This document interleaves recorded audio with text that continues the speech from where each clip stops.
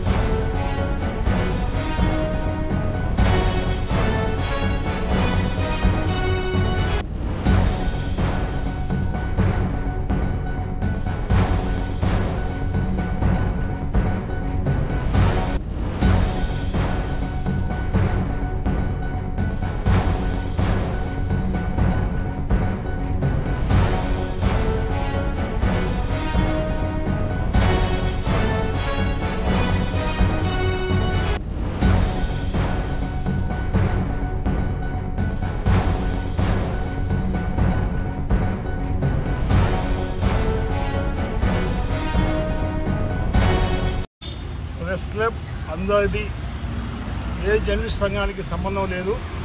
Vijayawada media ప్రతినిధులందరికీ కూడా దాంట్లో membership ఇచ్చే విధంగా సబ్ కలెక్టర్ ఇచ్చే నివేదికను తక్షణం కలెక్టర్ గారి పరిగణన తీసుకుని దాన్ని ఇంప్లిమెంట్ చేయవలసిందిగా డిమాండ్ చేస్తూ ఈరోజు ప్రెస్ క్లబ్ సాధన సమితి ఆధ్వర్యంలో అన్ని సంఘాలతో కలిసి కార్యక్రమం తీసుకోవడం జరిగింది. గౌరవ అంబేద్కర్ గారికి మా విజ్ఞప్తిని ఆయన దృష్టిలో పెట్టి కలెక్టర్ గారి దృష్టిలో పెట్టాలని మేము బయలుదేరుతున్నాం. విజయవాడ ప్రెస్ క్లబ్ 1971లో శంకుస్థాపన జరిగితే ఇప్పుడు మాదే అంటున్నాం. 1975లో రిజిస్ట్రేషన్ అయినట్టుగా మనకు ఆధారాలు ఉన్నాయి. అయితే మరి వాళ్ళు మాదే అంటున్నారు. ఆ రోజు మెమోరియల్ గారు ఓపెన్ చేసిన శిలాపతిగా వాళ్ళ ఇంజనీర్ పేరు కానీ వాళ్ళకి సంబంధించిన ఆధారాలు కూడా ఏమాత్రం కూడా లేవు వాళ్ళ దగ్గర.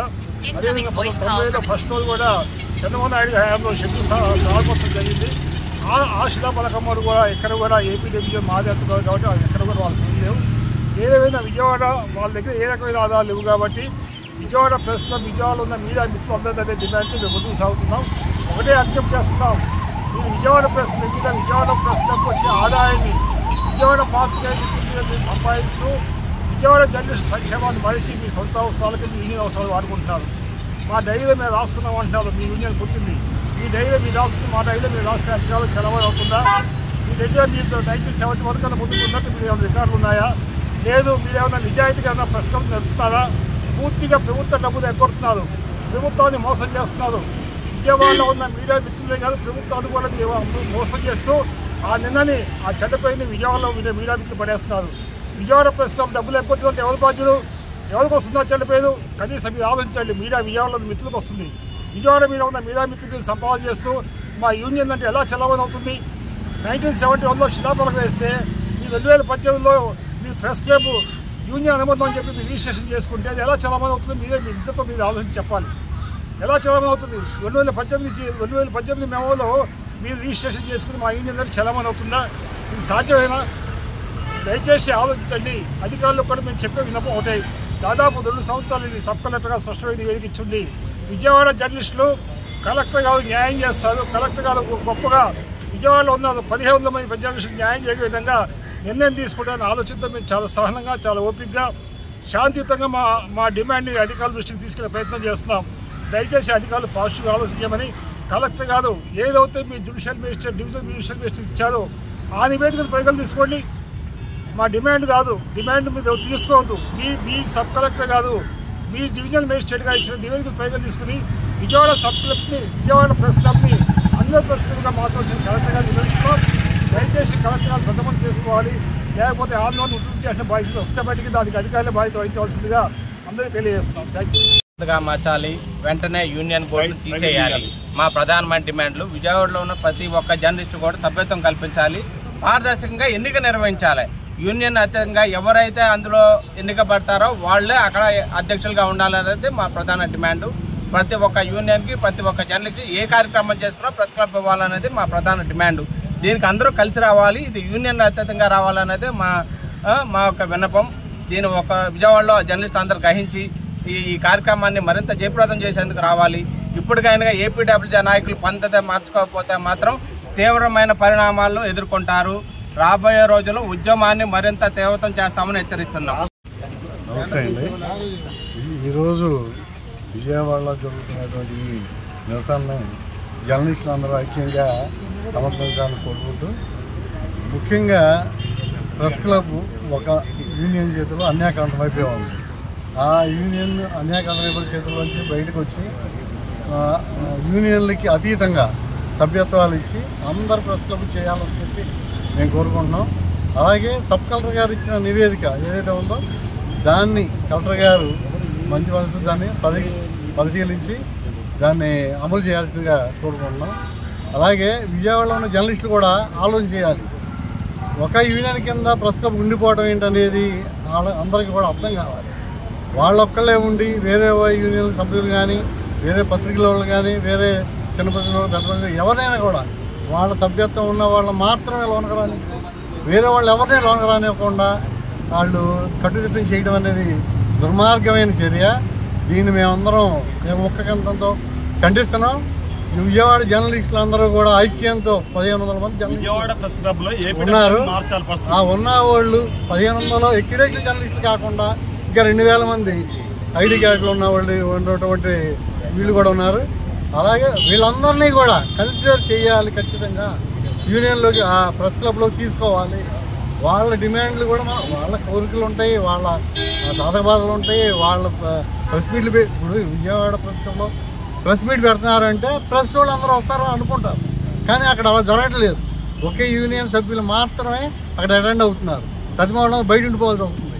కాబట్టి ఇప్పటికైనా జర్నలిస్టులు ఆలోచించి దీనికి సంఘీభావం తెలపాలి. అందరూ కూడా విజయవాడ ప్రెస్ క్లబ్ని కలెక్టర్ గారు సహృదయంతో దీని మీద చర్యలు తీసుకొని ఎలక్షన్ పెట్టి దీన్ని అందరి ప్రెస్ క్లబ్గా చేయాలి. అదే మా ప్రధానమైన డిమాండ్. అందరికీ కూడా నమస్కారం.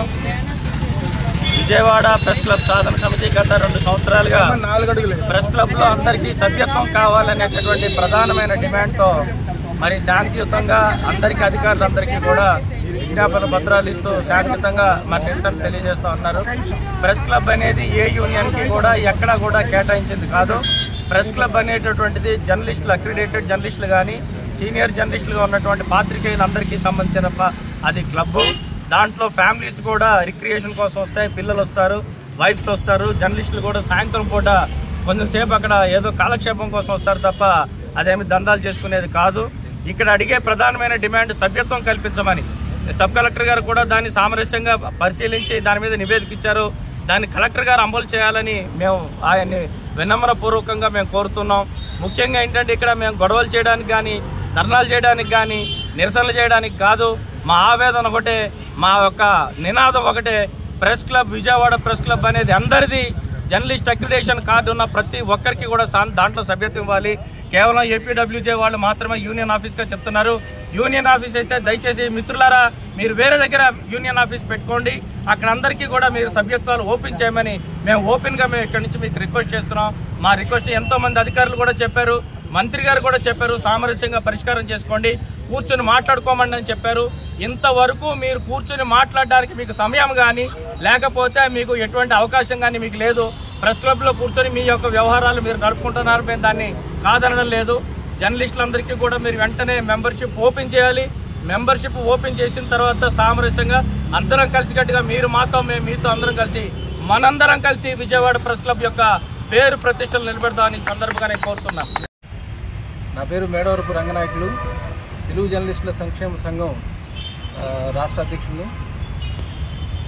ఈరోజు గత కొంతకాలంగా విజయవాడ ప్రెస్ క్లబ్ను అందరి ప్రెస్ క్లబ్గా మార్చాలని చెప్పేసి జేఏసీగా ఏర్పడి అన్ని సంఘాలు కూడా కలిపి ఒక జేఏసీగా ఏర్పడి దీనికోసం కృషి చేస్తున్నాయి.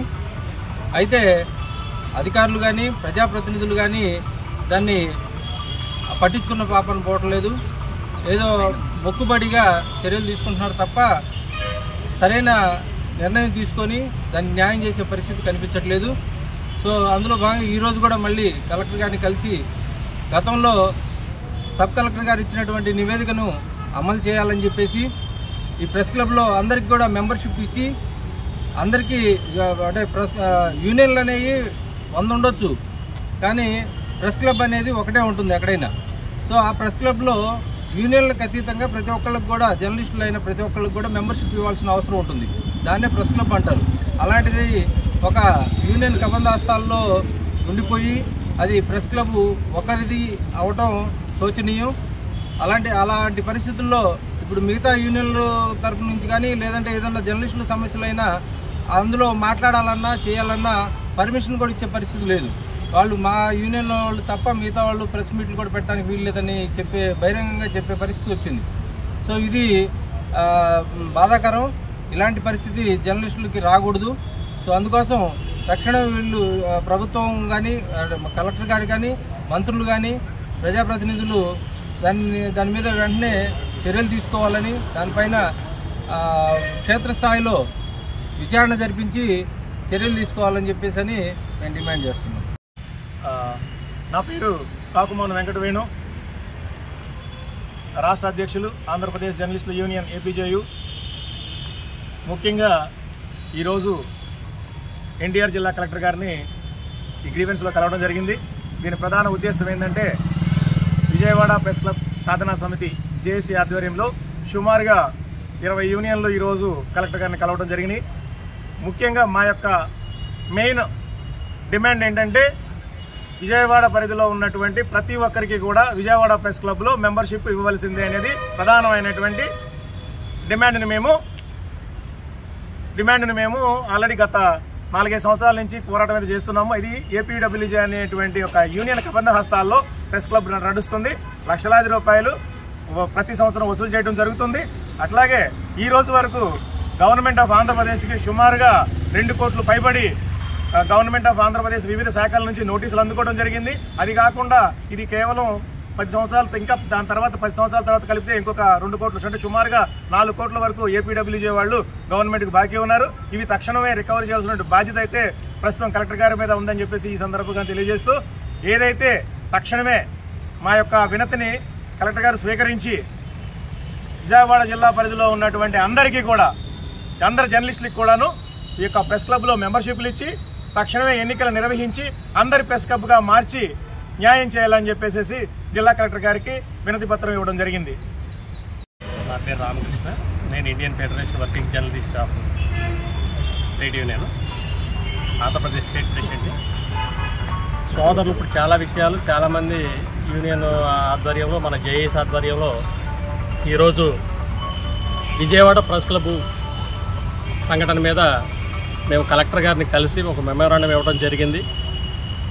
కొద్దిగా చరిత్ర ఉన్నటువంటి విజయవాడ ప్రెస్ క్లబ్ ఒక యూనియన్ ఆధీనంలో కబంధ హస్తాల్లో నలిగిపోతూ ఉంది. కేవలం వాళ్ళు అనుకున్నంత వరకు మాత్రమే ఒక 100 మందికి 120 మందికి మెంబర్షిప్లు ఇస్తున్నారు. కానీ విజయవాడలో వాస్తవంగా 1200 పైచిలుకు నుంచి 1500 మధ్య జర్నలిస్టులు ఉన్నారు. ఏ ఒక్కరికి కూడా సభ్యత్వం లేదు.